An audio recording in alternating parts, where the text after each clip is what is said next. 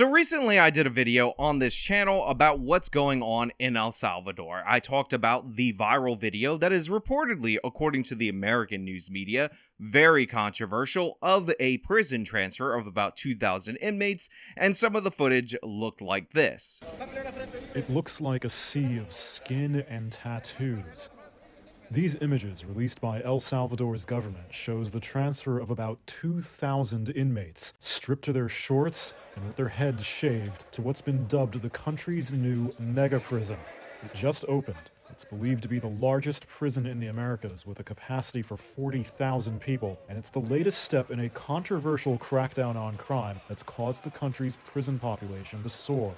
Now, I said in that video, and I will make it clear right here, that this is only controversial to white progressives in the United States of America, because in El Salvador, these specific policies, and the president, I believe, of El Salvador in this regard, have about a 92% approval rating. And one of the reasons why is because El Salvador was an absolute hellscape, including a year specifically where more than 0.1% of their population was murdered in a single year. And again, this would have made them the most murderous place in the entire world. And obviously, when you have such a dramatic crime problem, far more dramatic than anything we've ever seen in the United States of America, that is going to result in a dramatic response. And this whole idea that the real issue is poverty and how we have to arrest poverty never made any sense. And it's especially shown to be a failure by the fact that these dramatic crime waves happened after two consecutive leftist presidents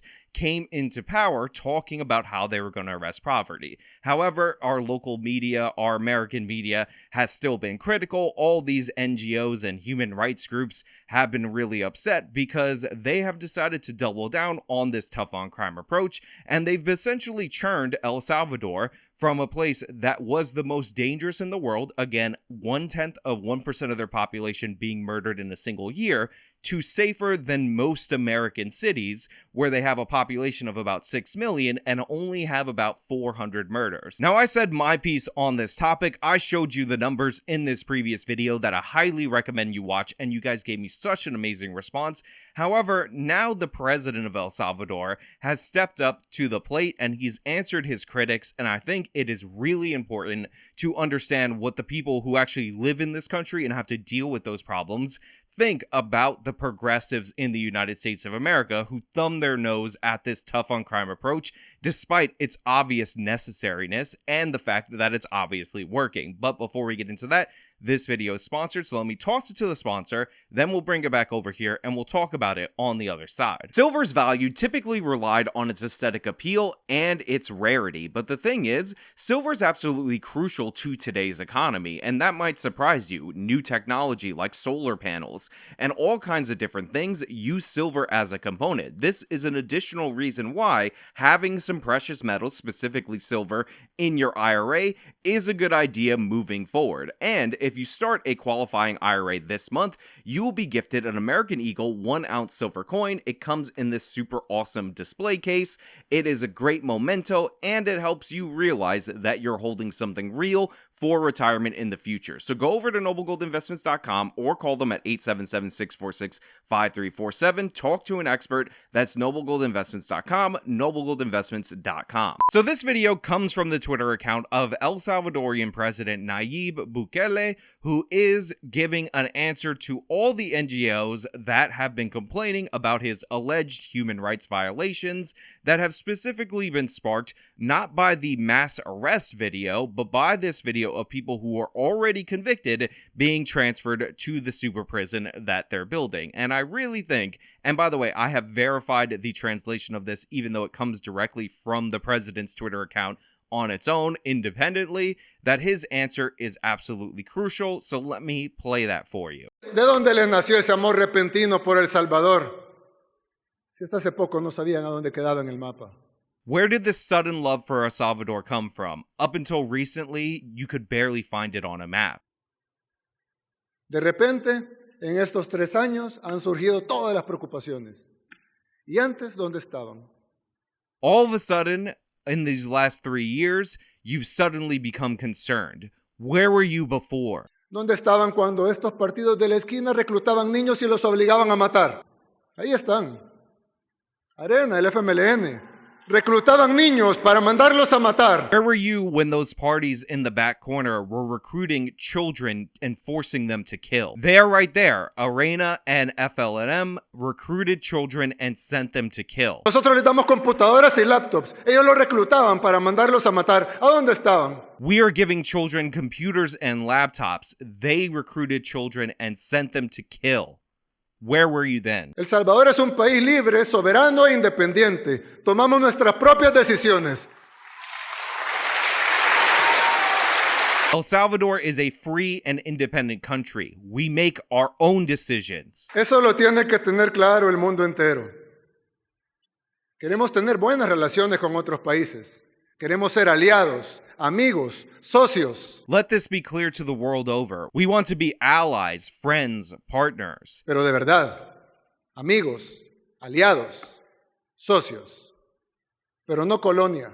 But truly, allies, friends, partners. He doesn't want to be a colony. Ni patio trasero, ni patio delantero, como le quieren decir ahora. He doesn't want to be anybody's backyard or anyone's front yard as they're being described by all these NGOs. And essentially, this is a reference to a lot of the press coverage that is saying that all these human rights violations are happening in the United States backyard. He's like, we're not your backyard. We're a sovereign country. Treat us with some damn respect. Nuestras puertas están abiertas de par en par. Pero no permitiremos que nos vengan a decir qué hacer. It says our doors are wide open, but we're not going to let these people tell us what to do. And essentially, this is an assertion of independence. This is not backing down one bit. He is backed by the people in this regard. Again, 92% approval rating, which is not controversial by any stretch for his policies where he's cracking down on the gang members. And again, during the El Salvadorian Civil War, 80% of the soldiers that were used by the left-wing political party were under the age of 18. And these parties, by the way, are still allowed to function in El Salvador. They don't get any scorn or any criticism because, of course, leftism is always excusing for everything, including using child soldiers, very similarly to the way that the gangs do. But all of a sudden, you crack down on the gangs, you crack down on the most violent people, you end up building a prison, and you actually try to incarcerate these horrible people that need to be removed from society, and then there's all these issues. And to be clear, incarceration is exactly what El Salvador is going for. They've essentially tripled the size of their prison population, which was at about 36,000 before, and is now upwards of 100,000. And this is largely due to the fact that they had an under-incarceration program. Now, I've gone over multiple different times how people cite studies in the United States of America that say that incarceration doesn't work, except all those studies, as I discussed in my previous video, show that incarceration doesn't continue to yield good, positive crime reduction results after a certain point. But once you're below the threshold of where you need to have people locked up, yes, incarceration will reduce criminality. And El Salvador, having the highest murder rate in the world, was well below that with only 36,000 people in prison. Since they've locked up upwards of 100,000 people, they are again safer than most American cities, and it is very refreshing to see a Latin American leader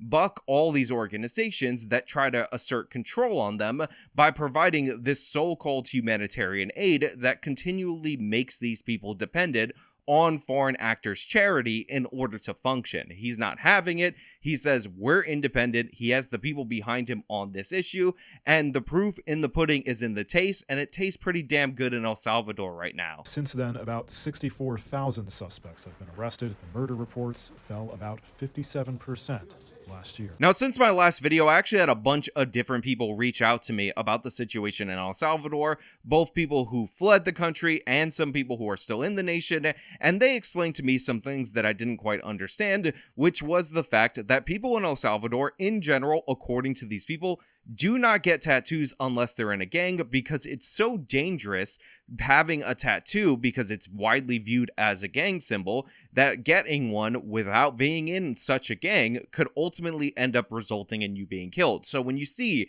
massive videos of all of these people tatted up out the wazoo, make no mistake, these are hardcore gang members, because again, everyday El Salvadorians know that this essentially puts a target on your back if you're not affiliated in a gang. And again, I said it before and I'll say it again, that essentially what is going on in El Salvador is not a regular policing or criminal justice issue.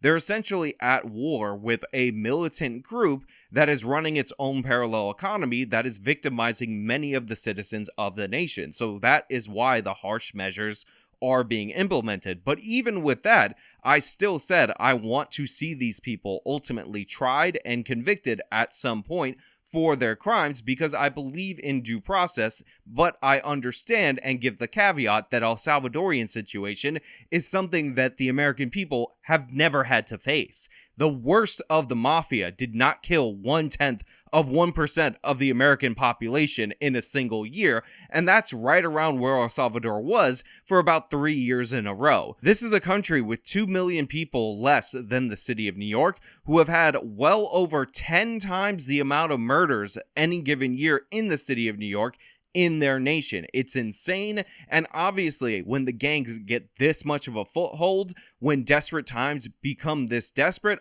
there are going to be some desperate measures. Now, because in my last video, I made fun of TJ Kirk, the amazing atheist's take on this issue, which was absolutely terrible, when I saw this video on Twitter, I ended up quote tweeting it and taking a shot at TJ and his arrest poverty kind of solution, highlighting the fact that this guy is standing by what he does. His arguments are essentially unbeatable in this regard, and making fun of TJ for saying that they should just focus on arresting poverty. And again, if only we had a description of what poverty was wearing, maybe we could send out a patrol car and find her and then arrest her. But TJ's response really shows the disconnection between the topic at hand and the major left-wing faction in the United States of America. Poverty is wearing food deserts, crumbling infrastructure, antagonistic over-policing, and despair.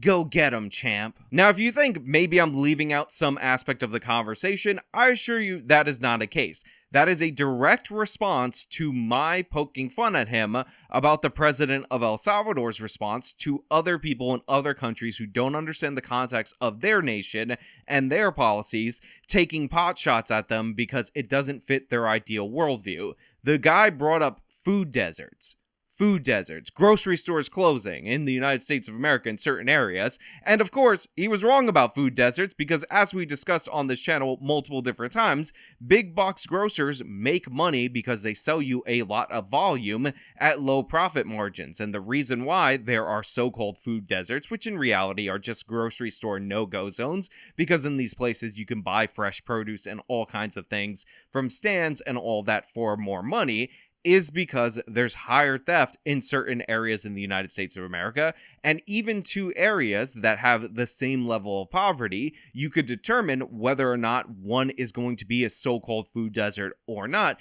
based on the character of the people, aka the level of retail theft in that area. Low retail theft means you're going to have grocery stores, even if you have a population disadvantage and an income disadvantage. High retail theft means you're not going to have these big grocery stores. It's just a fact. So I don't know what this has to do with anything, but obviously TJ wanted to talk about how poverty and crumbling infrastructure, and geez, God, I mean, El Salvador's biggest problem must be that they don't have enough Walmarts in El Salvador because of the food deserts, because oh my God, corporations are so bad. That's definitely the issue. It's not the gang members killing 1/10 of 1% of the population in a single year, and that happening essentially for 3 years in a row. No. That's not the issue at hand. We really gotta arrest poverty in El Salvador. Elect those leftists that use child soldiers in the Salvadorian Civil War. I'm sure that will solve all the problems. Forget about the fact that crime spiked dramatically during their tenure. It's really, you really gotta arrest poverty. Now look, I hope El Salvador keeps their foot on the gas pedal in this regard. I hope they prove that a tough on crime approach actually works, and I hope they pass laws that actually free up their economy, open it up for foreign investment, establish simple but hard to repeal rules in their nation, because what we'll find out is the foreign investment will in fact come, and it will prove what we knew all along on this channel, that the crime is what is keeping El Salvador in poverty, not the poverty creating the gang crime, because there are many nations nearby El Salvador that had nowhere near that level of violence. Obviously, they have a better crime control model, and poverty is not the inherent cause of their problems. But hey, those are just my thoughts. Let me know your thoughts down in the comments below. If you liked the video, show me by leaving a like, subscribe for more content, follow me on all my social medias, support me via the support links in the description of this video. This has been me talking about the El Salvadorian president, telling progressives in the United States of America, essentially, to shut the hell up. Till next time.